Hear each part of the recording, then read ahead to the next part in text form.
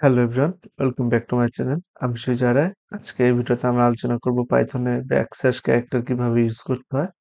তো চলুন শুরু করা যাক। ব্যাকস্ল্যাশ ক্যারেক্টার ইউজ করার অনেকগুলো সুবিধা রয়েছে। এখন সুবিধাগুলো আমি একটু দেখিয়ে আনি। আমরা জানি যে আমরা প্রিন্ট ফাংশন ইউজ করে কোনো কিছু প্রিন্ট করতে পারি, তাই না? সাপোজ আমরা লিখছি হ্যালো এভরিওয়ান, হ্যালো এভরিওয়ান, এরপরে আমরা পরের লাইনে যাচ্ছি প্রিন্ট করতে, যে print I am Sujoy, I am Sujoy. এখন যদি এটাকে রান করি তাহলে দুই লাইনে প্রিন্ট হয়ে এসেছে। কিন্তু আমরা যদি চাই একই লাইনে দুইটা প্রিন্ট করতে, অর্থাৎ একই লাইন ইউজ করে দুইটা লাইন আনতে, তাহলে কি এটা আসবে? So আমরা ইউজ করে দেখি। না, এটা কিন্তু পাশাপাশি এসে গেছে। এখন পাশাপাশি বসিয়ে কিভাবে একটা লাইনের পর আরেকটা লাইন ইউজ করতে হয় সেটা আমরা দেখব। এক্ষেত্রে আমরা ব্যাকস্ল্যাশ এন ইউজ করতে পারি একটা নিউ লাইন ক্রিয়েট করার জন্য। এর ফলে কি হবে, ব্যাকস্ল্যাশ ক্যারেক্টার ইউজ করলে এর পরের যে পোর্শনটা থাকবে সেই পোর্শনটা নিচের লাইনে প্রিন্ট হয়ে যাবে। সো আমরা দেখে নেই কিভাবে এটা ইউজ করতে হয়। সো এটাকে যদি আমরা ব্যাকস্ল্যাশ এনটাকে যদি আমরা এখানে ইউজ করি ব্যাকস্ল্যাশ এন, তাহলে কিন্তু এটা আমাদেরকে হ্যালো এভরিওয়ান এক লাইনে প্রিন্ট করে দেখাবে, এর পরের লাইনে I am Sujoy Roy print করে দেখাবে। সেটাকে যদি কারেন্ট ফাইলে রাখি এন্ড দেন রান করি, তাহলে এটা কিন্তু আমাদের সাকসেসফুলি দেখাচ্ছে যে hello everyone, I am Sujoy Roy. এখন যদি আমরা চাই তাহলে আমরা আরেকটা ব্যাকস্ল্যাশ এন ইউজ করতে পারি। এখানে সাপোজ এখানে ফুল স্টপ দিয়ে ব্যাকস্ল্যাশ এন ইউজ করে লিখতে পারি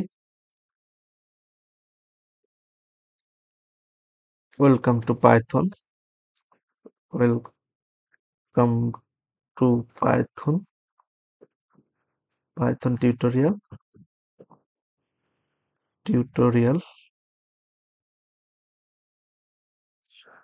তাহলেও কিন্তু এটা তিন লাইনে প্রিন্ট হয়ে দেখাবে।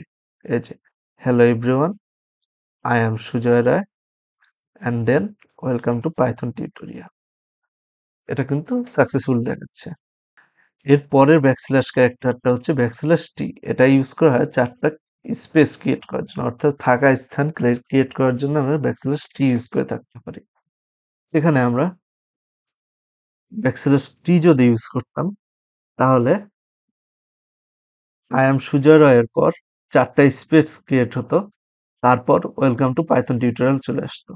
সেটাকে যদি আমরা কারেন্ট ফাইলে রাখি এন্ড দেন রান করি, যে হ্যালো এভরিওয়ান এসেছে, তারপর কিন্তু আই এম সুজয় রয় এসেছে এন্ড দেন এখানে কিন্তু চারটা স্পেস ক্রিয়েট করা হয়ে গেছে।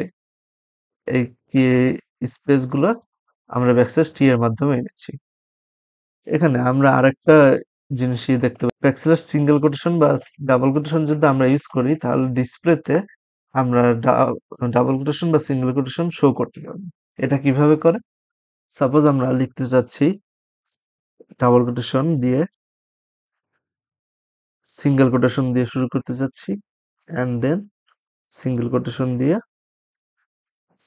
ব্যাকস্ল্যাশ সিঙ্গেল কোটেশন দিয়ে শেষ করতে চাইলাম, অর্থাৎ ওয়েলকাম টু পাইথন টিউটোরিয়ালটা সিঙ্গেল কোটেশনের মধ্যে আসবে। সেটাকে যদি কারেন্ট ফাইলে রাখেন দেন রান করি, তাহলে কিন্তু এটা এই যে দেখা যাচ্ছে ডাবল কোটেশন, সরি সিঙ্গেল কোটেশনের মধ্যে চলে এসেছে। এখন এটাকে চাইলে আমরা ডাবল কোটেশনের মধ্যেও রাখতে পারতাম। এক্ষেত্রে ব্যাকস্ল্যাশ ডাবল কোটেশন দিয়ে দিতাম, এখানেও ব্যাকস্ল্যাশ ডাবল কোটেশন দিয়ে দিতাম, তাহলে কিন্তু ডাবল কোটেশন আকারে আসতো। এই যে welcome to Python tutorial double quotation আকারে এসেছে। এখন এটা ছাড়া কি আর কোনো উপায় আছে ডাবল কোটেশন আকারে আনা?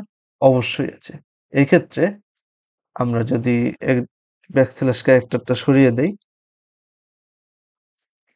ব্যাকস্ল্যাশ ক্যারেক্টার সরিয়ে দিয়ে সিঙ্গেল কোটেশন দেই এবং পুরো স্ট্রিংটাকে যদি ডাবল কোটেশনের মধ্যে রাখি, তাহলে এটা আমাদেরকে সিঙ্গেল কোটেশন আকারে দেখাবে। এই যে welcome to Python tutorial single কোটেশনের মধ্যে দেখাচ্ছে। আর যদি ডাবল কোটেশন দিতাম সেই ক্ষেত্রে বাইরে সিঙ্গেল কোটেশন দেওয়া লাগতো। বাইরে সিঙ্গেল কোটেশন দেওয়া লাগতো, না হলে এটা হতো না। সো এখানে ডাবল কোটেশন দিচ্ছি অ্যান্ড বাইরে সিঙ্গেল কোটেশন দিয়ে দিচ্ছি।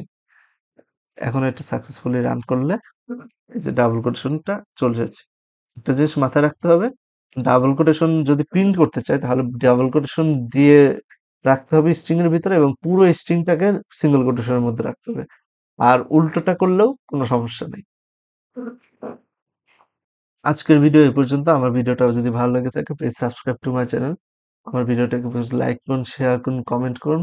আপনাদের কোনো কোয়েরিজ থাকলে থ্যাংকস ফর ওয়াচিং।